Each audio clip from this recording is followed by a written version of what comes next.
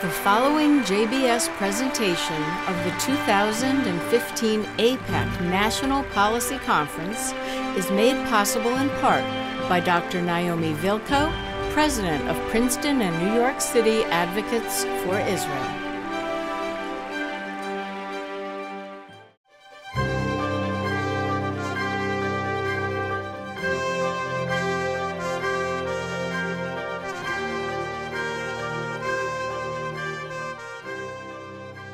I'm here with Yossi Klein Halevi, noted author, journalist, scholar.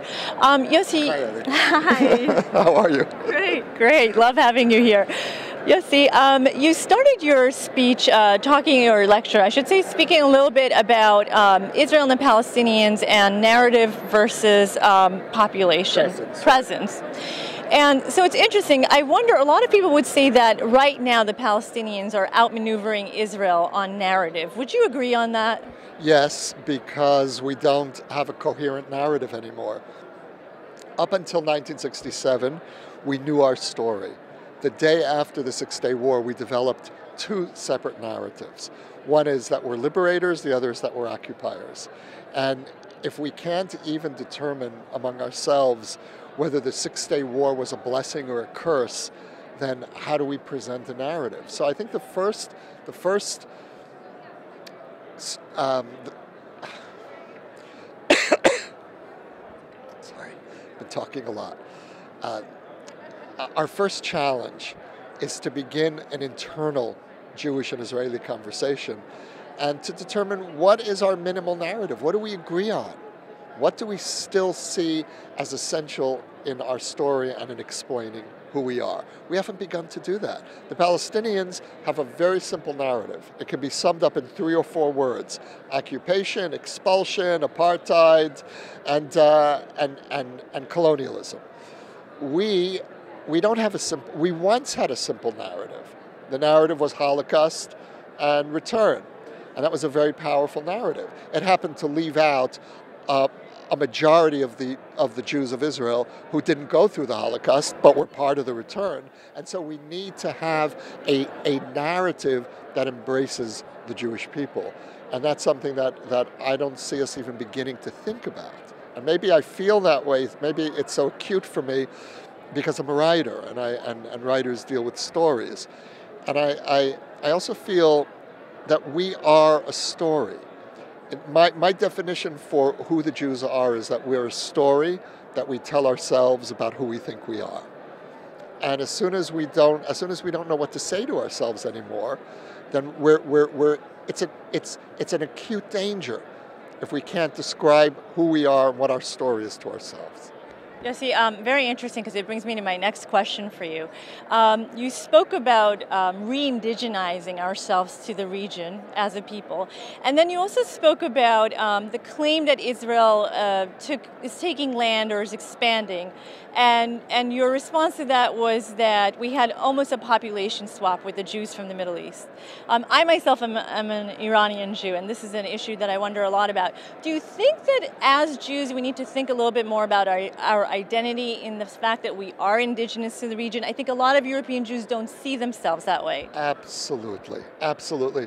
One of the tragedies of Israel is that the Ashkenazi founders of the state imprinted an Ashkenazi identity on the state and didn't know how to open, at least in those early years, it's different now, but didn't know how to open the Israeli story to Jews who were coming from the Arab world, the Muslim world. And it's simply, we're paying the price for that now in the fact that the other side can say about us that we're not indigenous, that we're foreigners. And I don't make a distinction between Jews from any part of the world because we're all re-indigenizing ourselves. But certainly in the case of the Jews from the Muslim world, they moved from one part of the Middle East to another. They were thrown out, or life was made impossible for them in one part of the Middle East, and they came home to another part of the Middle East. That's a very simple story, and we're not telling it. I think one of the reasons we're not telling it is because we're still caught in this Holocaust narrative. And I think we need a moratorium on Holocaust Zionism. There are a couple of books that have come out in the last couple of years about Israel. Richard Cohen just recently wrote one, and they all focus on the justification for Israel being the Holocaust. Or Amos Oz used to say that the Jews were leaping off of a burning building and we fell on the Palestinians. Now, I'm sorry, that's not true for your family. It's not true for the Jews of Morocco and Iraq. They weren't leaping from a burning building in Europe. They were being pushed out of the Arab and Muslim worlds. And the more, when I teach Zionism, I try not even to go to the Holocaust. And I think many Israelis feel that. When President Obama gave his Cairo speech, and the only justification he could come up with for the existence of Israel was the Holocaust, we were outraged in Israel. What about 4,000 years of indigenousness? What about our connection to the land? So we keep selling ourselves short by emphasizing the Holocaust, and it doesn't work anymore. And the other side takes the Holocaust and turns it right against us. They'll say, well, how can you, the people that suffered so much, now do the same thing to the Palestinians? Or, as Ahmadinejad used to say, okay, if the Holocaust happened, then let Germany create a Jewish state in Germany. Right? Why should we suffer for the consequences of the Holocaust? And my response is, the Holocaust has nothing to do with why there's a state of Israel.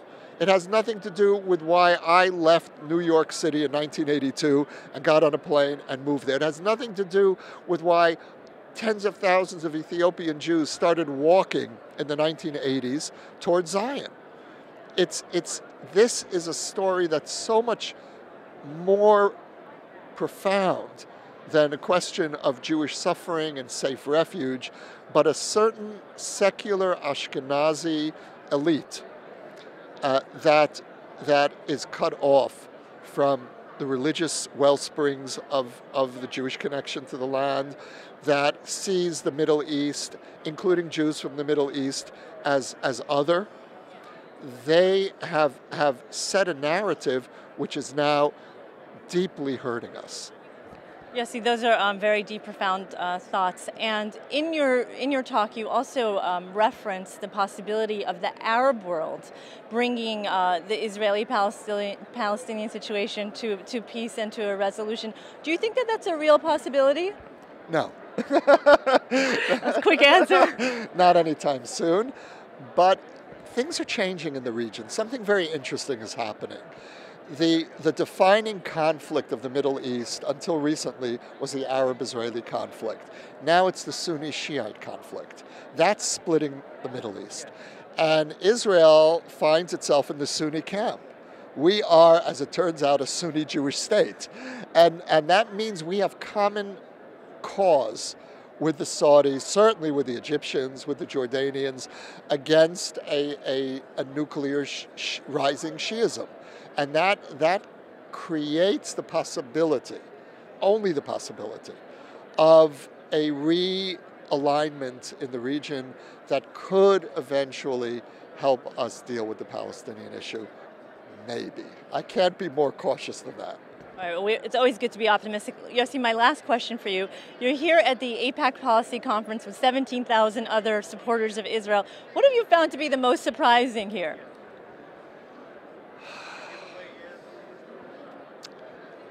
I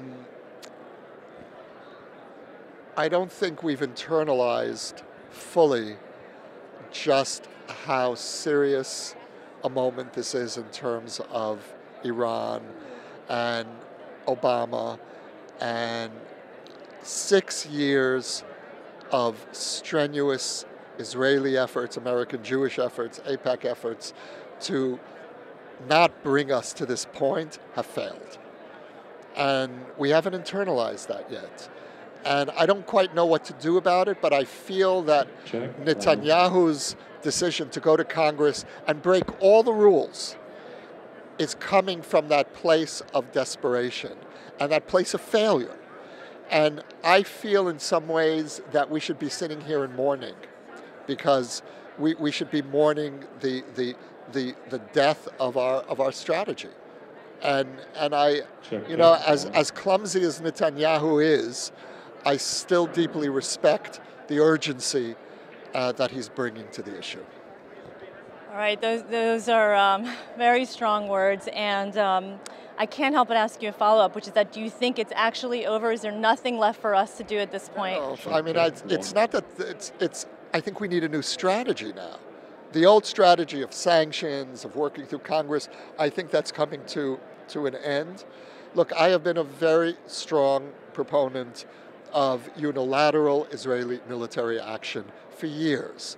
And I still believe we may need to do that. If we're serious about a nuclear Iran being an existential threat, if we really mean it, then we have to be serious about an Israeli strike, because this guy sitting in the White House is not going to stop Iran.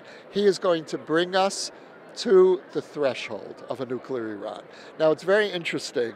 Samantha Power spoke here earlier, and she repeated the well-worn administration stock phrase of, "We will never allow Iran to get a bomb." Now, that's not what we're saying. Israel is saying, and has said from the beginning, we cannot allow Iran to get the capacity for a bomb, to get close to a bomb. That is an abyss between Israel and the White House.